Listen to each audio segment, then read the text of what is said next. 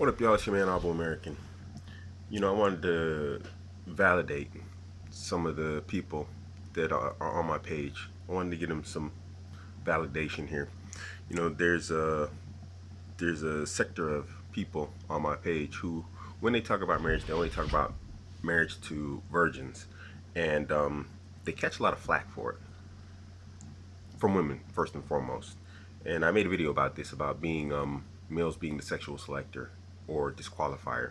When they set up the criteria for that. Also, this kind of plays into yesterday's video about red pill ideology, and this should be a classic example because this comes from a red pill website. So this will give you an idea of the type of thought process that goes on inside of red pill, how it combines science and sociology to come up with a whole new hypothesis and theory. Which means when you listen to this, listen for the, if you're Muslim, the haram. Tell me if you find something.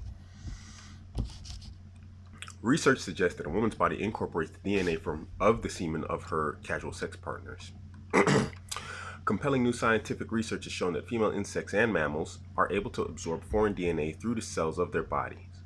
In human beings, this phenomenon has been conclusively shown to occur in women during their pregnancy, where genetic material from her growing fetus becomes fused within areas of her brain, affecting her chances of developing Alzheimer's disease. The evidence now shows that female animals can incorporate sperm DNA from her prior sex partners. This foreign DNA winds up in future children after the woman successfully reproduces with a completely different male. In the human world, this means that the children a man has with a promiscuous woman could possibly possess genes from previous sexual partners he has never seen or met. There are existing sociological studies that show a marriage is far more likely to fail when a woman has more than 2 prior sexual partners.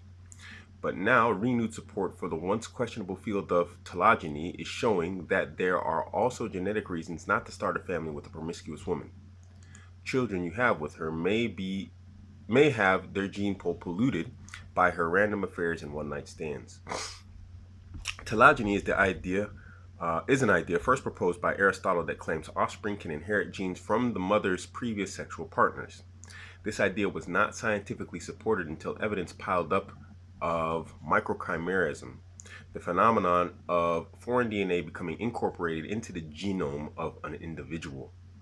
This was first noted to happen in the case of blood transfusions. If you have received blood while in a state of trauma, your donor's DNA can become incorporated into your genome. Surprisingly, little research has been done on microchimerism,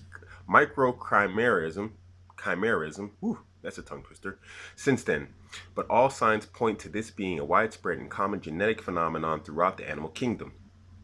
A groundbreaking study on flies last year showed the process of females incorporating DNA from previous male partners and then exhibiting that male DNA into future spawn they had with completely different males. Quote, scientists at the University of New South Wales discovered that, for fruit flies at least, the size of the young was determined by the size of the first male the mother mated with, rather than the second male that sired the offspring.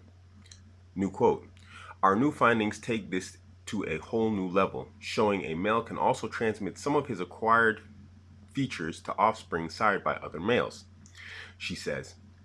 But we do not know whether this applies to other species.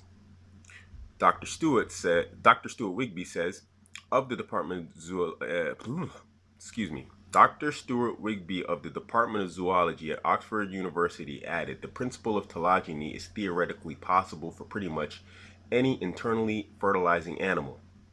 But there hasn't been historically much evidence for it. There's a lot of typos here, so excuse me. Scientists involved in the study are making the guess that sperm DNA gets absorbed into female eggs without fertilizing them. Quote, the researchers suggested that the effects is due to molecules in the seminal fluid of the first mate being absorbed by the female's immature eggs and then influencing the growth of offspring at a subsequent mate. It was already observed that the human female body acts as a sponge for foreign DNA placed within it. Quote, it is possible that microchimerism, which will be referred to as MC from here on out, in the brain is able to differentiate into various mature phenotypes or undergo fusion with pre-existing cells and acquires new phenotype. As suggested by murine and human studies in which bone marrow derived cells circulated to the brain and generated neuronal cells by differentiation or fused with pre-existing neurons. Although the relationship between brain, MC, and health versus disease requires further study, our findings suggest that MC of fetal origin could impact maternal health and potentially be of evolutionary significance. The above study has two seismic implications. The first is that a woman can absorb enough DNA during her lifetime that it changes her phenotype, i.e., meaning her appearance and overall health state. There could be some truth to the phrase slut face, in which highly promiscuous women suffer a change to their appearance because of all the variable sperms from different males that have been deposited inside of her. The second implication stems from the fact that it is scientifically conclusive that single mothers have DNA of their bastard children residing permanently within their bodies. Any man who reproduces with a single mom will have a child that contains DNA from that bastard spawn, which of course includes DNA from the absentee father. This means that men can genetically be cuckolded without traditionally being cuckolded, and that having a baby with a single mom is essentially giving the father of her first child a bonus prize in the game of evolution.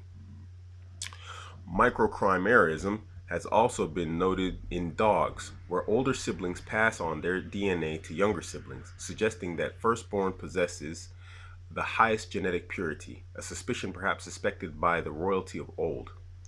Not only that, but the mother dog's incorporated Y chromosome material from her male children.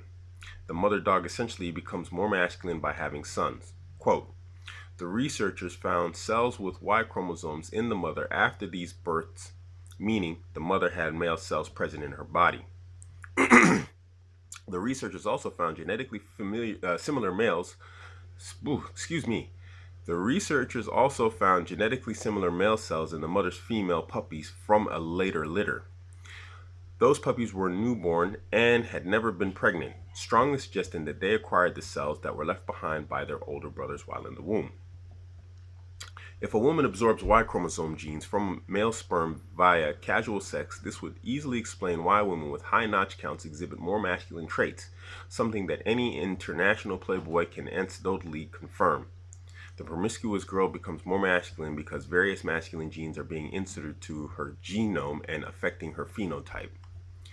Some of the older ideas on telegeny, dating over a century, now don't seem so left field. Quote, French biologist and philosopher Félix Dantec, in his work Individual Evolution, Hereditary and Neo-Darwinist, from 1899, mentioned several facts that demonstrate telegeny, but the evidence was quite pseudoscientific, even for that epoch. The author gave two examples with animals and one for humans. Dantec wrote that some farmer told him that once his swine copulated with a boar and the pigs absolutely resembled the father in color. But when the same swine copulated with another boar, some pigs of the second farrow still resembled the colors of the male pig the swine had first copulated with. He also wrote about Lord Morton, who first interbred a mare and a zebra and got a hybrid horse/zebra. Next time he interbred the same mare with a horse.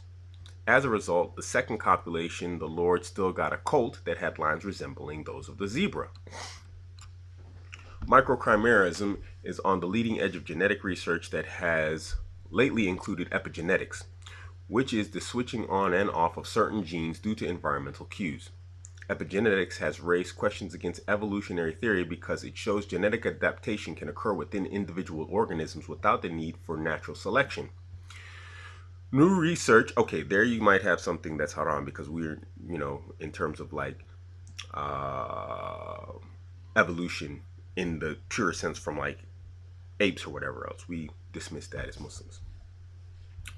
New research is revealing how little we actually know about how the human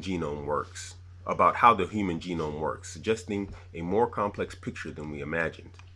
Sociological research was the first to show that marrying women with a robust sexual history increased the likelihood of a failed marriage. I mention this frequently. Now, genetic research adds more evidence to show that such women will birth children that, to a degree we don't yet understand, are not entirely of the fathers. Because this new field of research is politically incorrect and painting strongly negative consequences of women leading a strong and independent promiscuous lifestyle, we are unlikely to see liberal universities approve much in the way of further research in this area.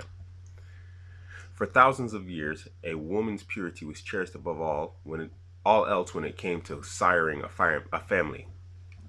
Now the scientific community is confirming the validity of that practice. Until the science is settled, men who insist upon reproducing with a promiscuous woman should at least demand to interview her previous sexual partner so he can become familiar with the men whose genes may be passed on to his future children. End of article. Whew, man, that was a tough one. So, to slam the door shut on this entire conversation, basically, a lot of the brothers who were saying that they only want to marry virgins, there you go.